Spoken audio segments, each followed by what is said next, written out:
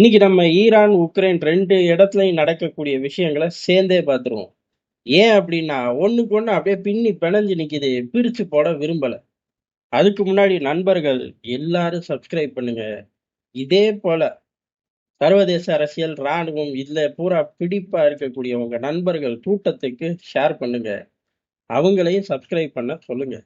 Ukraine யுத்தத்துல அமெரிக்காவோட focus குறையறக்கு என்ன காரணம்? அமெரிக்கா, ஈரான், சீனா அப்படின்னு நோக்கி நகருது.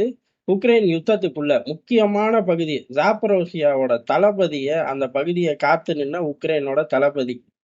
இன்னமா இருந்தாலும் டியூட்டி பார்த்துக்கிட்டு இருக்காங்க அப்படின்னு கேட்க கூடாது. ஒரு பையன் எவனோ இருக்கா நாட்டுக்கு. அந்த பையல சரண்டர் ஆகு அப்படின்னு சொல்லி ரஷ்யா நேரடியா அவனுக்கே சிக்னல் அனுப்பிச்சிருக்கு. ராணுவ ரீதியா களத்துக்குள்ள 1000 சிக்னல்கள் அனுப்புவார்கள்.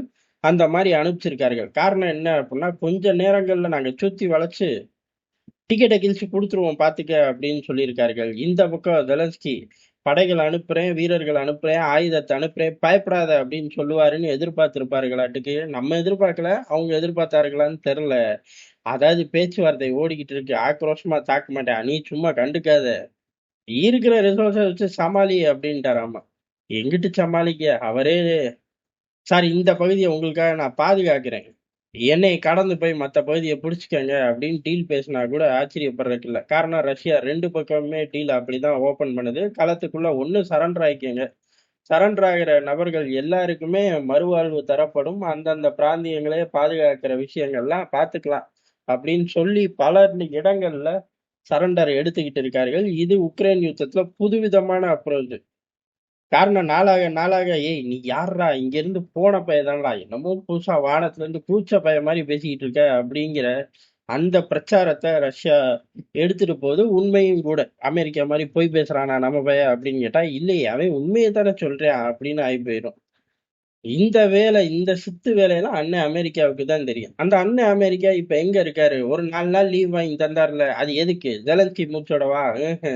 அண்ணன் ட்ரம்ப் மூச்சோட அவர் ஈரான்ல பிஸியா இருக்காரு. எந்த அளவுக்கு அப்படின்னா, படை பலத்தை கொண்டு போய் கடல்ல அப்படியே மிதக்க விடுறாரு மனுஷன். ஆத்துல போட்டாலும் அளந்து போடு அப்படிங்கிற பழமொழியெல்லாம் அந்த பக்கம் ஒரு பயிலும் அவனுக்கு சொல்லித் தரல ஏட்டுக்கு. ராணுவ வலிமையை சும்மா கடல்ல கொட்டுறாரு. அப்படி ராணுவ வலிமையை கடல்ல கொட்டினா மட்டும்தான் ஊருக்குள்ள ஓடுற ஆத்துக்குள்ள அளக்காம கூட போட முடியும். அதுதான் சர்வதேச அரசியல்ல பால பாடகம். கடல் பலம் அப்படிங்கிறது அசுர பலத்துல இருக்கணும். அட்லீஸ்ட் நாட்டை காப்பாத்துற லெவல்லயாச்சும் இருக்கணும். சரி இருக்கட்டும். அம்புட்டையும் கொண்டு போய் இறக்கி வச்சிட்டாரு. இறக்கி வச்சதுக்கு அப்புறம் இங்க பாரு, இப்பவும் ஒண்ணும் கெட்டு போல. நீ பேச வந்தேன்னா எல்லா பிரச்சனைக்கும் தீர்வு உண்டு. நீ பேசல அப்படின்னா எல்லா பிரச்சனையும் தீர்த்துருவோம் நாங்களே அப்படின்னு சொல்லி ட்ரம்ப் ஏகப்பட்ட டயலாக்க தினமும் விட்டுக்கிட்டு இருக்காரு. ஏன் இவ்வளவு விடுறார் அப்படிங்கிறதா. ஒருவேளை அமெரிக்காவோட கோர் பாலிசி என்ன? ஜெயிக்கணும். ஜெயிக்க முடியாட்டி போமாட்டான். ஜெயிக்க முடியாட்டி போவே மாட்டான். உதாரணத்துக்கு ஈரான் கிட்ட இவ்வளவு படைகளை கொண்டு போறான்னா, ஓரளவுக்கு தாக்கிட்டு வர முடியும். அதாவது அமெரிக்கா கிட்ட இப்ப 3 பிளான்கள் இருக்கு. ஒண்ணு ஈரானை தாக்கி தரைமட்டமாக்கி லிபியா, ஈராக், ஈரான் அப்படி எழுதிரணும்.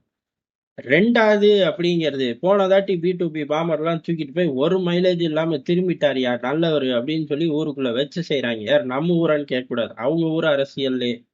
என்னமோ குவாரிக்கு வெடி வைக்க கூப்பிடுற மாதிரி பி பாம்பரை கூட்டிட்டு போய் வெடி வச்சு தகர்த்துக்கு ஒரு மைலேஜ் இல்லாம திரும்பி இருக்காரு. நம்ம ஊர்ல எதுவும் குவாரி இருந்தா கொண்டு போய் விடுங்கடா இந்த ஆளை அப்படின்னு சொல்லி அவங்க ஊர்ல வச்சு செய்யறாங்க. அதை போக்குறக்கு ட்ரம்ப் இந்த மாதிரி இன்னொரு தடவை ஒரு கடுமையான தாக்குதல், அதுல அணு ஆயுத மையங்கள் அப்படின்னு பேப்பர்ல எழுதி கமேனி ஜோப்ல வச்சுக்க அப்படிங்கிற அந்த வெர்ஷனை நோக்கி ட்ரம்ப்போட பிளான் போறதுக்கு வாய்ப்பு இருக்கு. இது 2 பிளானுமே ட்ரம்ப்போட டேபிள்ல இருக்கு. 3வது பிளான் அப்படிங்கிறது, அங்க ஏற்கனவே எல்லா பயலும் ரோட்ல தான் நிக்கிறாங்க.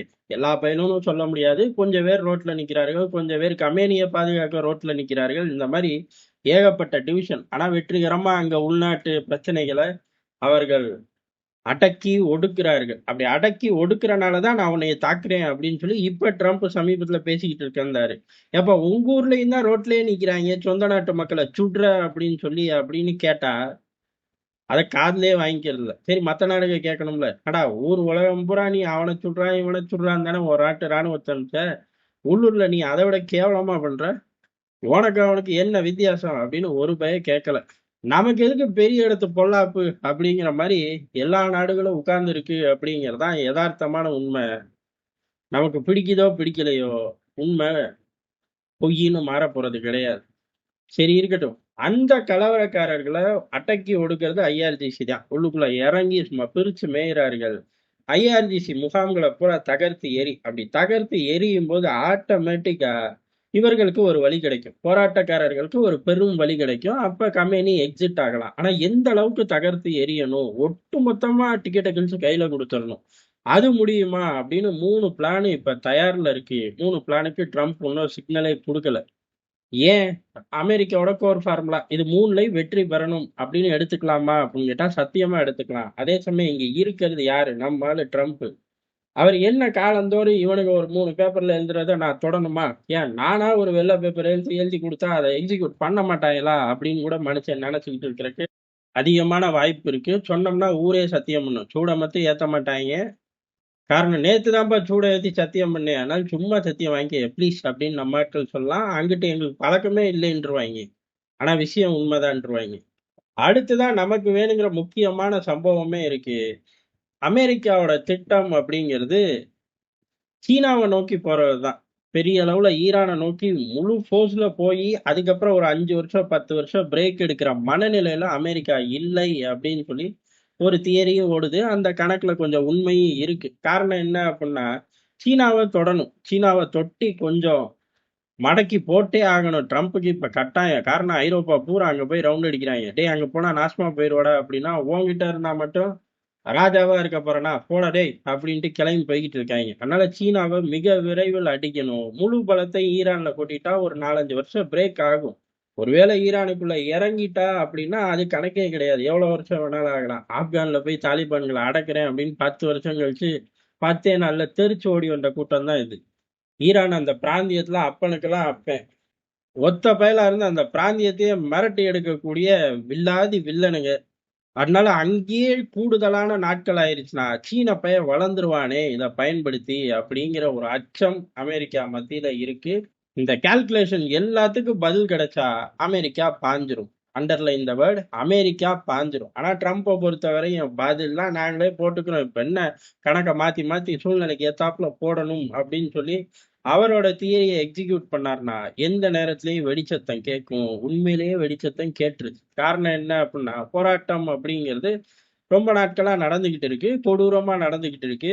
ஆனா, முதல் முறையா ஈரான்ல பெரிய அளவுல, அதுவும் போர்ட் சிட்டிகள்ல ஒட்டி உள்ள பகுதிகள்ல பெரிய அளவுல வெடிகுண்டு சத்தம் கேக்குது. அதாவது குண்டு வெடிப்பு நடந்திருக்கு. இந்த குண்டு வெடிப்பு அப்படிங்கிறது ஐஆர்ஜிசி வச்சிருக்குமானா வாய்ப்பில்ல. போராட்டக்காரர்கள் வச்சிருக்க வாய்ப்பு இருக்கு. போராட்டக்காரர்களுக்கு இவ்வளவு நாள் இல்லாம, இவ்வளவு பெரிய சம்பவம் பண்ணக்கூடிய அளவுக்கு வெடிபொருட்கள் எங்க இருந்து வந்துச்சு அப்படின்னு கடல நோக்கி பார்த்தா, அமெரிக்கா மொத்த படையும் நிக்குது.